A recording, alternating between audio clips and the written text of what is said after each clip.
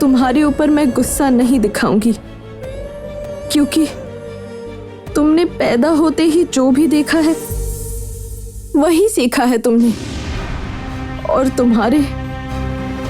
तुम्हारे बुरी शक्ति बनने के पीछे भी मैं भी बराबर रूप में जिम्मेदार हूं।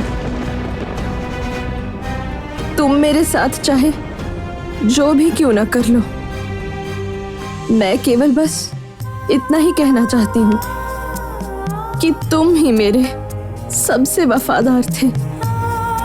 तुमने मेरी बहुत मदद की है भयनाग। तुम ही मेरे पक्के दोस्त थे और पक्के दोस्त हो, और भविष्य में भी मेरे दोस्त ही रहोगे। सर्वनाश!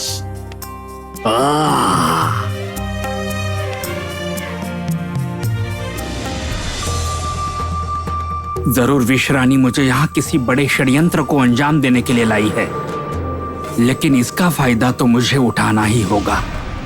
यहाँ से जितना जल्दी मुमकिन हो मुझे आजाद होकर सुंदरी को बचाने जाना होगा, उसे बचाकर लाना होगा।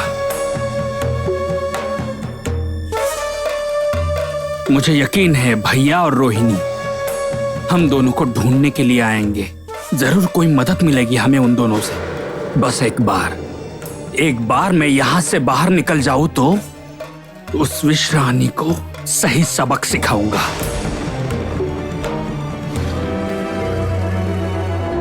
क्या ये सच है? मोहिनी क्या सच में मुझे अपना दोस्त मानने लगी है? इस तरह से तो पहले कभी भी किसी ने भी मुझसे ऐसे बात नहीं की। इसके अलावा वही तो मेरी शुरू से ही।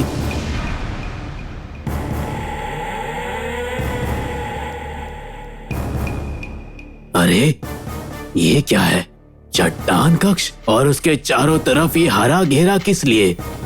ये मामला तो देखना पड़ेगा।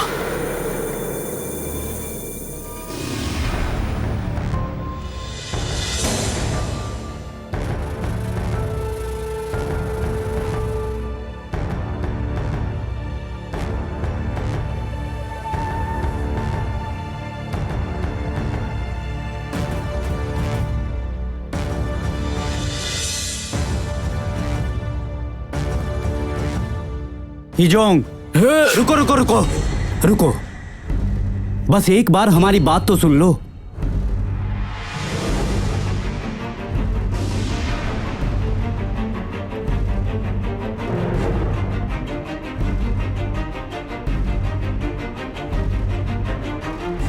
मैं जानता हूं आप सभी हम दोनों के ऊपर गुस्सा हैं क्योंकि हम दोनों भाग गए थे, लेकिन हम लोग आप लोगों के दुश्मन नहीं हैं, तभी तो लौट भी आए हैं। हिजोंग, आप मेहरबानी करके हमारी इस बात पर यकीन कर लीजिए, हम लोग बिल्कुल सच कह रहे हैं। एक बार तो आप हमारी बात पर विश्वास कर लीजिए ना। ऐसा नहीं है तो आप जरा मेहू को। योद्धा! योद्धा! योद्धा! योद्धा! तुम लोगों ने क्या किया है मेरी मेहू के साथ? बोलो।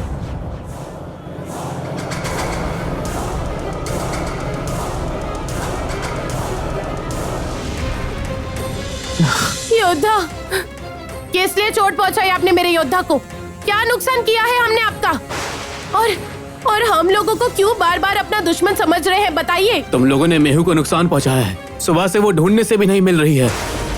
बताओ कहाँ रखा है मेरी मेहू को? नहीं, हमने मेहू को कोई नुकसान नहीं पहुंचाया है, बल्कि उसने तो हमें अपना दोस्त समझा है। हम लोग क्यों उसके नुकसान पहुंचाएंगे?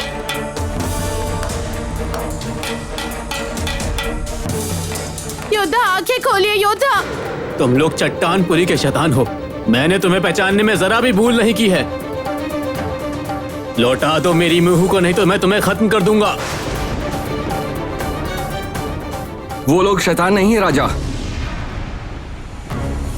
असली शैतान तो चट्टानपुरी में खूनी पत्थर के पास पहुंच भी गया है।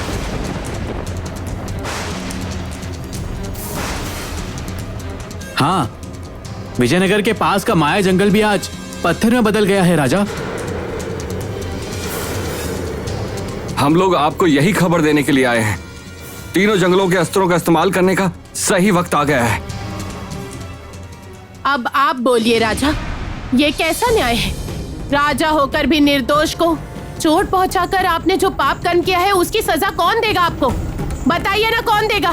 बोलिए बोलिए बोलिए। राजा होकर भी राजा का कर्तव्य भूल गए आप। धिक्कार है आप पर हिंजोगराज, धिक्कार है।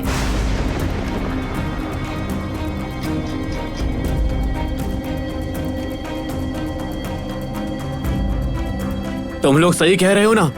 तुम लोगों से कोई भूल तो नहीं हुई है ना? जी राजा, हम लोग उन्हें जानते हैं। वो रोहिणी है, चांद के पहाड़ों की रानी। हमारे जादू गांव में ही रहती थी। रोहिणी और अग्नि ने हमेशा हम लोगों की रक्षा की है। वो लोग गलत कर ही नहीं सकते हैं। उन लोगों को यहाँ पर देखकर हमें खुशी हुई थी। कामिनी से बचने के लिए रोहिणी और अग्नि की हमें जरूरत पड़ेगी। लेकिन यह आपने क्या कर दिया राजा?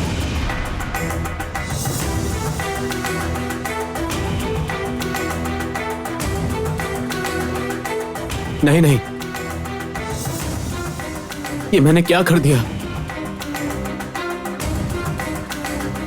मैंने क्या कर दिया? सच को ना समझ के इतनी बड़ी भूल कर बैठा मैं। इतना बड़ा एक अन्याय कर बैठा मैं।